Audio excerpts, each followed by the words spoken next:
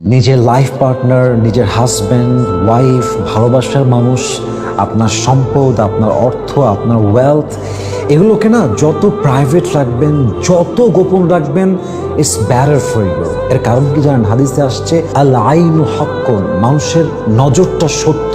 মানুষ যতই আপনাকে বলুক যে আপনাকে আমি অনেক ভালোবাসি, I like to see you as a happy person, এটা মানুষ জাস্ট মুখে বলে, বাট ট্রুলি আপনার হ্যাপিনেসকে, আপনার গ্রোথকে মানুষ টলারেট করতে পারে না। কাউকেই মানুষ সুখে দেখতে আসলে চায় না। এটা মানুষের একটা it's a human beings nature, এটা মানুষের স্বভাবের ব্যাপার আর কি। তো আপনি নিজের লাইফ পার্টনারকে, নিজের অর্থ, সম্পদ, গাড়ি যতটা প্রাইভেট রাখবেন ততটাই সুন্দর হবে।